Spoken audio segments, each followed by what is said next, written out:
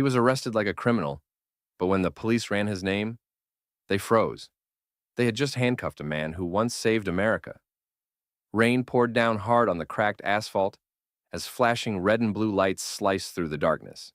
Officer Vince Delroy squinted through the windshield of his cruiser, narrowing his eyes at the lone figure walking along the shoulder of Highway 62.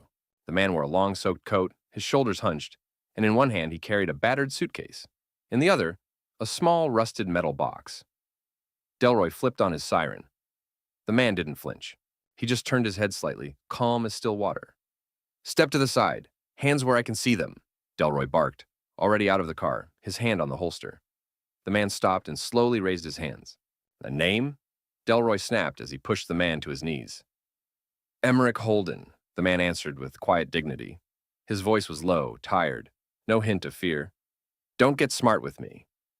Delroy slapped cuffs on him and yanked him to his feet. You matched the description of a suspect in a pharmacy robbery just 30 minutes ago. Walking around with luggage like you're hiding something." "I didn't rob anyone," Emmerich said, looking straight ahead. "I was just walking, heading to Memphis." Delroy shoved him into the back seat, slamming the door. "We'll sort that out at the station." As they drove off, Delroy glanced at Emmerich through the mirror. The man wasn't panicked. He wasn't angry. He just looked still, like someone who had already lost everything and had nothing left to defend. But Delroy didn't care. He'd made an arrest. The guy fit the vague description. Black male, mid-40s, alone, carrying a bag, case closed, or so he thought. The precinct was quiet except for the low hum of a vending machine and the faint clatter of typing in a nearby office. Officer Delroy led Emmerich Holden through the heavy double doors, dripping water with each slow, deliberate step. His hands were still cuffed behind his back, and the small metal box had been placed into an evidence bag. Sergeant Clyde McTevan was leaning back in his chair when they entered, sipping stale coffee and scanning a local newspaper. He looked up lazily, eyebrows lifting as he saw the soaked man in cuffs. "This the guy from the 57th Street tip?" "Fits the description," Delroy said. "Caught him walking alone along Highway 62, carrying this old box and a suitcase. Quiet type. Said his name's Emmerich Holden." McTevan grunted. "Sit him down." They unshackled one hand, chained the other to the table. Emmerich sat down slowly, without complaint, his face unreadable. His dark eyes were sharp, yet distant, as if he wasn't really in the room. "All right, Mr. Holden," McTevan began, cracking his knuckles. "You want to tell me where you were around 9 o'clock tonight?" "I was at a cemetery," Emmerich said plainly. "Off Route 10. I was visiting my wife's grave." The room went still for a moment. McTevan arched a brow, not expecting that kind of answer. "You walked from the cemetery to the highway?" "Yes. I've been walking since sunset," McTevan scoffed. "Now look, don't play saint with me. You were near a robbery scene. A pharmacy got hit. Security cameras out, but the clerk says it was a man your size, your build, wearing a dark coat. You have any idea how that looks?" Emmerich's expression didn't change. "Coincidence? Oh, you a philosopher now?" McTevan leaned in. "You know what happens when people start playing smart in this room? They end up with charges they never saw coming." Still, Emmerich remained calm. His voice didn't rise. His posture didn't shift. McTevan noticed something strange. Tattoos. Not the usual prison ones. These were precise, fine-lined inscriptions, crawling up Emmerich's wrists, half hidden beneath the soaked cuffs of his coat. Ancient symbols, Latin words, mathematical equations. He leaned back. "What are those? Some kind of cult thing? Prison ink?" Emmerich didn't answer. Instead, he looked McTevan in the eye and said something that made the room feel colder. "I used to work with codes." Delroy, who had been standing silently near the door, looked up. "Codes? Like what? Computers?" Emmerich didn't clarify. He folded his hands gently on the table and whispered, "I never stole from anyone. Not today. Not ever. I just want to see my son." McTevan stared at him. There was something in that man's voice, an edge that felt heavier than guilt. It was sorrow, bone-deep sorrow. But policy was policy. McTevan stood and grabbed the evidence bag. "Hey, let's see what your precious little box is hiding." Inside were only a few items. Faded black and white photos, a ribbon from a child's graduation, and a yellowed letter sealed with wax. No cash, no drugs, no tools, just memories. The sergeant blinked. Something didn't add up. "Run his prints," he ordered Delroy, "and do it fast." Whatever this man was, criminal or not, McTevan had a sudden gnawing sense they were missing something huge. The phone on Sergeant McTevan's desk rang just as Officer Delroy was returning from the fingerprint scanner. It was late, close to midnight, but the call came through the secured internal line, the one reserved for high-level requests and interagency contact. McTevan answered with a grunt. "St. Charles County Precinct. Sergeant McTevan speaking." A crisp, authoritative voice came through on the other end. Male, calm, but unmistakably serious. "This is Grayson Albridge. I'm calling from the Department of Justice. I need to speak to the officer in charge regarding a man currently in your custody, Emmerich Holden." McTevan straightened in his chair. "Yeah, we've got him. Picked him up earlier tonight." "You're going to release him immediately?" the voice said. "No hesitation. No room for negotiation." McTevan narrowed his eyes. "I don't think you understand, sir. He's a suspect in an open investigation. We have procedures—" "I know exactly what procedures you have, Sergeant," Albridge interrupted, his tone sharpening. "But what you don't seem to understand is who that man is. I'll be there in 20 minutes. Do not question him again. Do not move him. And above all, do not tamper with any of his belongings." Before McTevan could reply, the line went dead. He slowly put the receiver down, his heart starting to beat faster. Something about that voice, about the way he'd said, "do not tamper," made his spine tighten. Delroy stood nearby, shifting uncomfortably. Who was that? "Someone from the DOJ. Said his name was Grayson Albridge." Delroy blinked. "Wait. Albridge? As in Deputy Director Grayson Albridge?" McTevan nodded once, slowly. They both turned to look at the interrogation room, where Emmerich Holden sat silently, still cuffed to the table. He hadn't moved, hadn't asked for water. He just sat there, as if waiting for something inevitable. 25 minutes later, a black SUV pulled up outside the precinct, followed by a second car. Men in suits stepped out first, scanning the surroundings before opening the rear door. A tall black man in a tailored suit stepped into the station. He had the kind of presence that made the room seem smaller. He didn't speak to anyone and just walked straight to McTevan's desk, flashed a silver DOJ badge, and said calmly, "Where is he?" McTevan, suddenly aware of the coffee stain on his shirt, led him down the hallway. When they opened the door to the interrogation room, Emmerich finally looked up. No surprise in his face, just recognition. "Hello, Emmerich," Albridge said softly. "Grayson," Emmerich nodded. "Took you long enough." Albridge turned to the officers. "Uncuff him." Delroy hesitated. "But, sir—" "Now." The key turned, and the steel clinked to the floor. Emmerich stretched his wrists, then stood. McTevan stepped forward. "Can someone explain to me what the hell is going on?" Grayson Albridge turned to him, his expression unreadable. "You arrested Emmerich Holden," he said, a former senior cryptologic analyst with the CIA. He was instrumental in dismantling 3 international terror networks. He's saved more American lives than anyone in this building can count. Silence fell. Delroy stammered. "But he was just walking, looked homeless. And his record, there was nothing on it." "There wouldn't be," Albridge replied. "His identity was buried deep, even within our own systems." McTevan tried to process what he was hearing. The man they'd chained to a table for hours was a ghost, a national asset who'd vanished.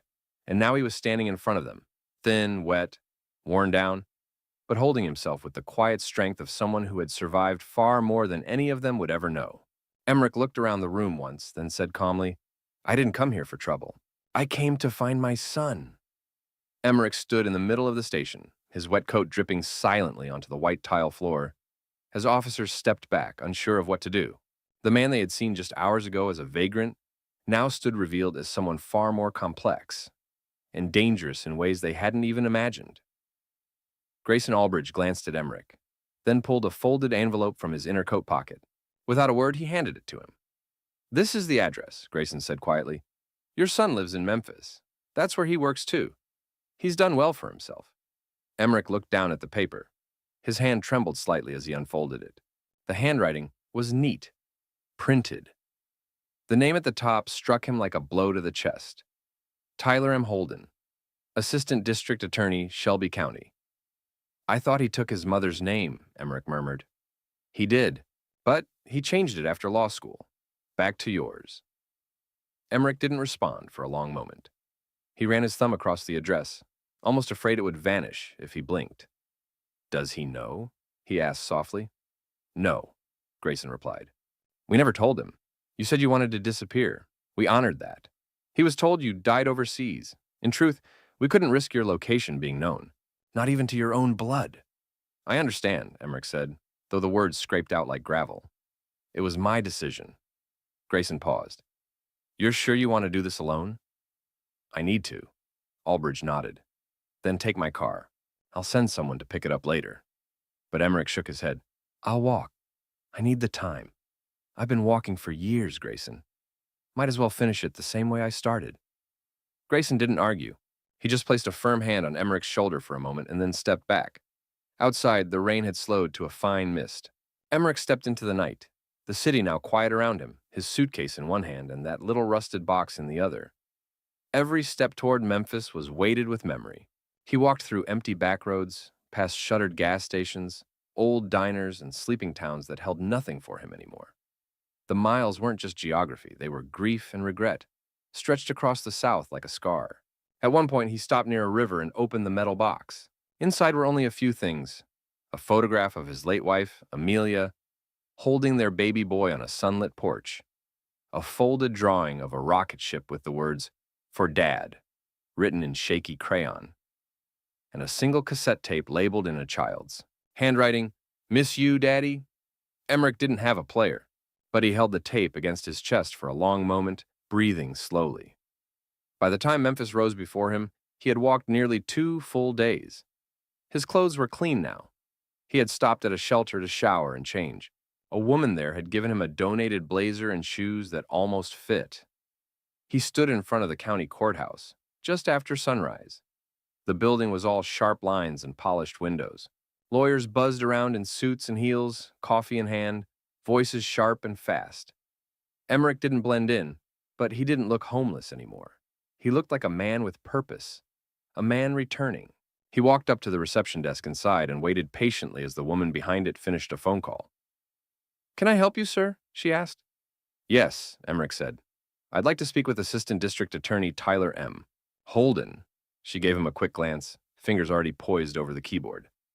Do you have an appointment? No, Emmerich replied. But I think he'll want to see me. She frowned but typed anyway. Your name? Emmerich paused, then answered softly, Tell him it's his father. The receptionist froze, her fingers hovering over the keyboard. She looked up at Emmerich with a mix of confusion and caution. Excuse me, did you say you're his father? Emmerich gave a small nod. Yes, Emmerich Holden. She hesitated, then stood and quietly excused herself from the desk, disappearing down a hallway of glass-walled offices. Emmerich waited, his hands gently resting on the strap of his bag, his heart pounding with a strange mixture of dread and longing. Down the hall, in a modest corner office with a large bookshelf and legal degrees on the wall, Assistant District Attorney Tyler M. Holden was reading a deposition. He was in his early 30s, well-dressed, confident, with the same angular jawline and calm demeanor as the man waiting at the front desk. The receptionist knocked and leaned in. Mr. Holden, there's someone here to see you. He says he's your father. Tyler looked up slowly, his face blank. My father? Yes, sir. He gave his name as Emmerich Holden. Tyler sat perfectly still for a moment. Then he stood a little too quickly, his mind spun. That name, a name he had buried with his childhood. A name spoken only in hushed tones and folded into a lie he'd been told over and over. Your father died overseas. A car bomb. You were too young to remember him. He walked briskly to the lobby, heart racing. He told himself it was a prank, a case of mistaken identity, or some unwell man claiming something impossible. But when he turned the corner and saw the man standing by the receptionist's desk, tall, worn, dignified despite the tired lines on his face, Tyler stopped cold. Their eyes met. Emmerich didn't smile. He didn't speak. He just stood there, still and silent, like a statue resurrected from memory. Tyler's voice was quiet, cracked. Dad? Emmerich blinked. The word hit him like thunder. He had imagined it 1,000 times in 1,000 ways, but hearing it aloud, in his son's voice, stripped the air from his lungs. "I'm here, son," he said gently. "I'm sorry it took so long." Tyler's breath caught in his throat. Emotions warred inside him. Confusion, disbelief, a flicker of joy, buried beneath layers of grief and betrayal. "Where were you?" he asked, his voice shaking. "They told me you were dead, that you'd died a hero. I mourned you. I grew up believing you were gone." "I know," Emmerich said. "That was the plan, to protect you. I left because I thought you'd be safer without me." Tyler's fists clenched. "You thought not existing was safer? You let me grow up thinking I was alone." "I was broken," Emmerich said quietly. "After your mother died, I disappeared. Not just from the world, but from myself. I became someone I didn't recognize. I didn't want you to see that version of me. I thought I was doing the right thing, but I was wrong." Tyler stood frozen, staring at this man, who was both stranger and blood. Around them, the lobby had grown quiet. People were watching, sensing something personal, something raw. Emmerich slowly reached into his coat and pulled out the small, weathered photo from his box. The one of Amelia holding baby Tyler on that bright summer porch. "I've carried this every day," he said, holding it out. "Even when I forgot who I was, I never forgot you." Tyler took the photo with trembling hands. He stared at it for a long time, something loosening in his chest. It was real. That day had happened. That man was his father. For a moment, no words passed between them. Just years of absence pressing silently into the space between them. Finally, Tyler whispered, "What do I do with all this anger?" Emmerich's voice cracked. "You feel it. You hold it. And when you're ready, you let me earn your forgiveness." Tyler stared at him, eyes glassy. "I don't know if I can." Emmerich nodded. "I'll wait. I've waited a long time already. I can wait a little longer." Tyler looked down at the photo again, and for the first time in his life, he saw not a myth or a ghost, but a father. Flawed, broken, alive. "Come with me," he said finally. "Let's talk." Tyler led Emmerich through the back hallways of the courthouse, away from the buzzing lobby and the curious stares. They entered his office and closed the door behind them. The room was warm, lined with legal books and framed certificates. There were pictures of Tyler with colleagues, smiling at ribbon cuttings and charity events. But on his desk, in a sleek silver frame, sat a single photo of his mother, Amelia. Emmerich's gaze locked onto it immediately. He took a slow breath and stepped closer. "She always loved that dress," he murmured, almost to himself. "She wore it the day we brought you home from the hospital." Tyler didn't respond at first. He walked to the window, looking out over the city below. "I used to pretend you'd walk through the door one day," he said quietly. "That you'd survived, that they'd lied. I even had dreams, vivid ones. You'd be wearing your old army jacket, smiling like you used to. But then I'd wake up, and the silence would remind me you weren't coming." Emmerich swallowed hard. His voice dropped to a whisper. "I came as soon as I could, son, I swear. I just didn't think I deserved to." Tyler turned to face him. "Why now? Why after all these years?" Emmerich met his eyes. "Because I couldn't run from it anymore. I've lived in shadows, Tyler, hiding from the government, from the people I worked for, from myself. I used to think disappearing would keep you safe. But I was wrong. Disappearing just left a hole in both our lives." Tyler's voice hardened. "You missed everything. My graduation, her funeral, my first trial. You weren't there." "I know," Emmerich said, his voice breaking, "and I can never undo that." There was a silence between them, thick, almost unbearable. Tyler rubbed his hands together, trying to find something solid in a situation that felt completely surreal. "I spent years building walls around that pain," he said slowly. "I told myself I was fine. I even used your death to fuel me, to prove I could do something meaningful, to rise out of the ashes." "You did more than rise," Emmerich said. "You became someone I never dared dream of. A prosecutor, a fighter for justice. Your mother would be so proud." Tyler sat down, weary now. The anger was still there, but it was flickering, tired from burning too long. He looked up at Emmerich, really looked at him.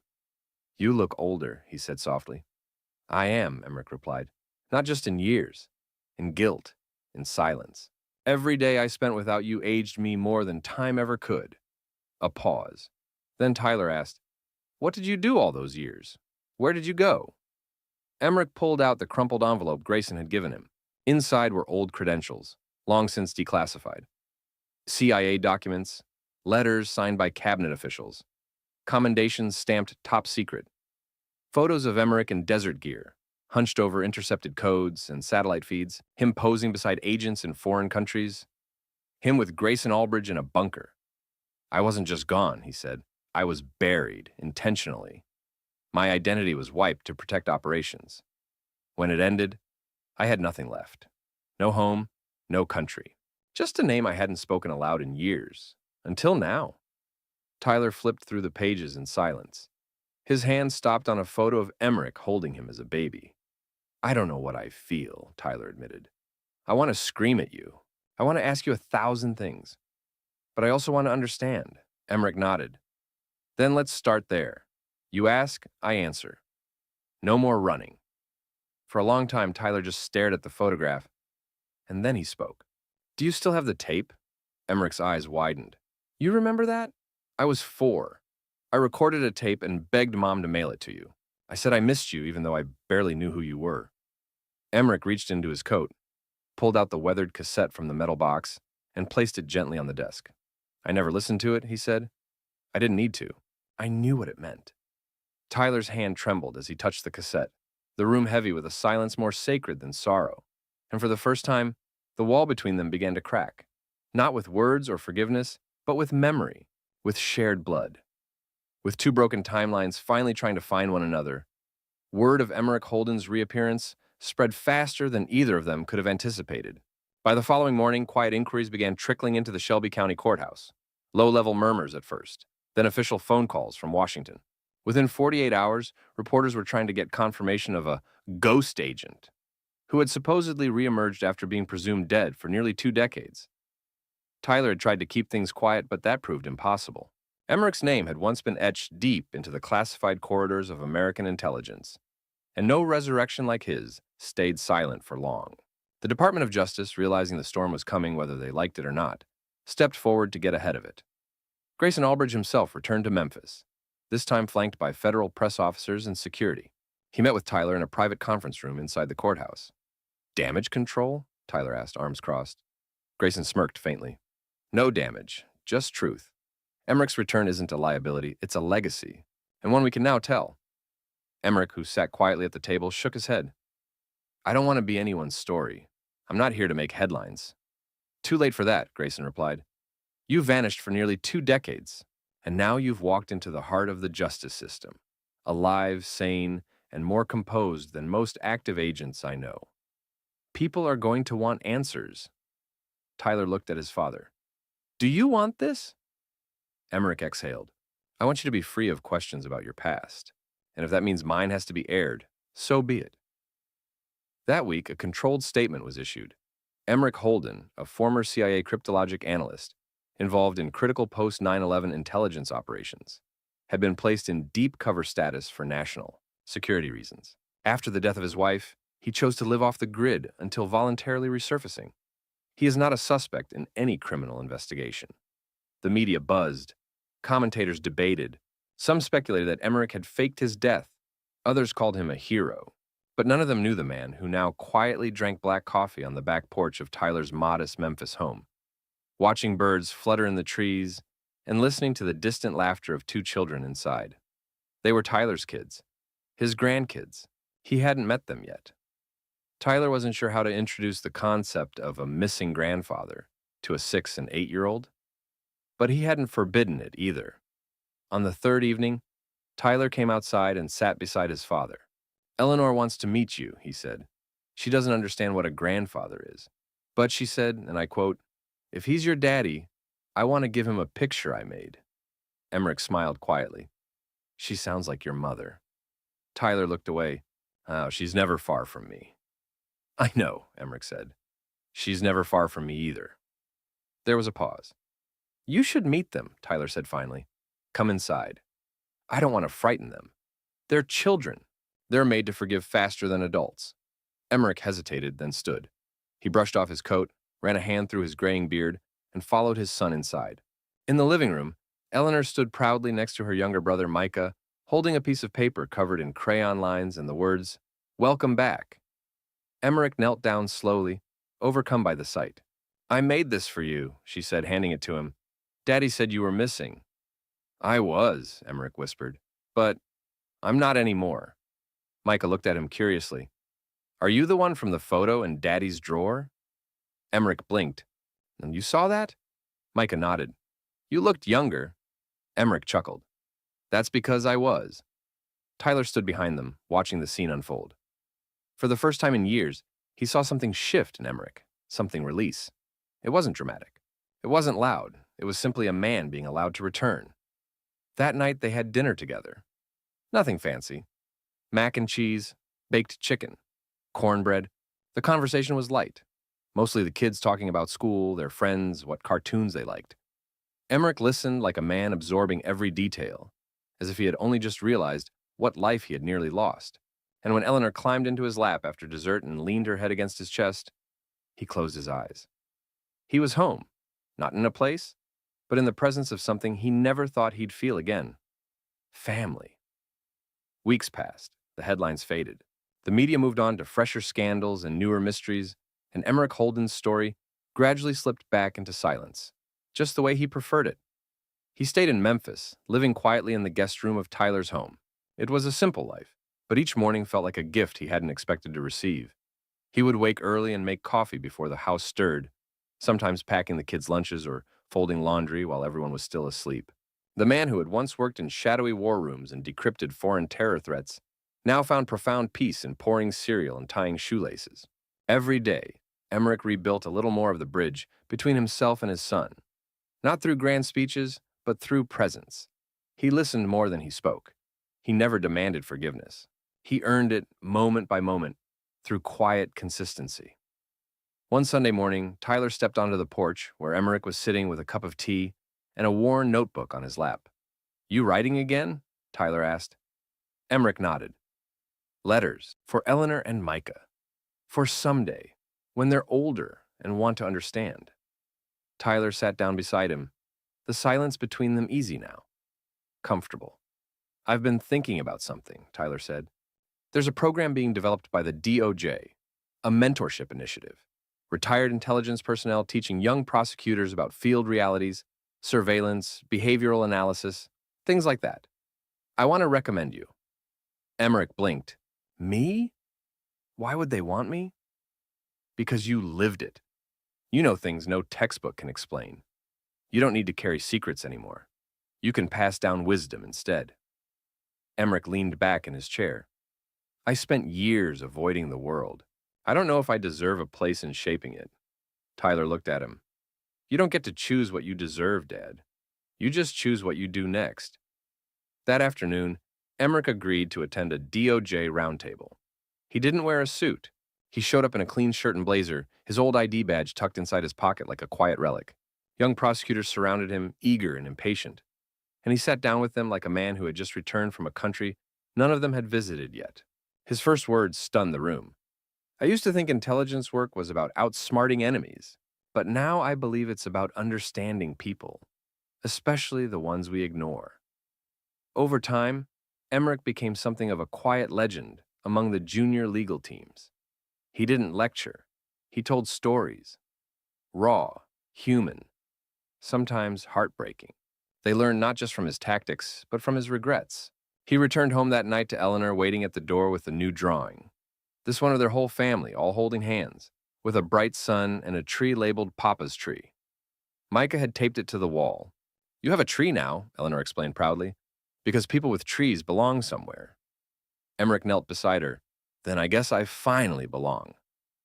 Tyler stood nearby, watching the moment with quiet eyes. He had learned not to measure love by perfection, but by effort. Not by promises, but by presence. Later that evening, they sat around the dinner table again. No occasion, no celebration. Just food, laughter, the clinking of plates, and the ordinary warmth of being seen and accepted. Emmerich looked around at the faces surrounding him. His eyes lingered on Tyler's, and for the first time in decades, he allowed himself to feel completely, deeply at peace. He had been a ghost, a name on a forgotten list, a man who walked the edges of existence. But now he was something far greater. He was a father. He was a grandfather. He was home. In my view, this story is not about espionage, secrets, or redemption through heroism. It's about the quiet, often painful journey back to human connection. Emmerich Holden could have remained a ghost, defined by his absence and mistakes. But what makes his return powerful isn't his past as a CIA analyst. It's his choice to face what he left behind. There's something deeply moving in the idea that even after decades of silence, the heart can still remember how to speak, that even broken fathers can be rebuilt in the eyes of their children, not through apologies, but through presence, through showing up when it matters most. What strikes me most is that the story ends not with triumph, but with peace. And sometimes peace is the greatest victory of all. Not every man who disappears wants to be found. But Emmerich didn't just get found, he chose to stay, to rebuild, to love again. And in that choice, he became whole.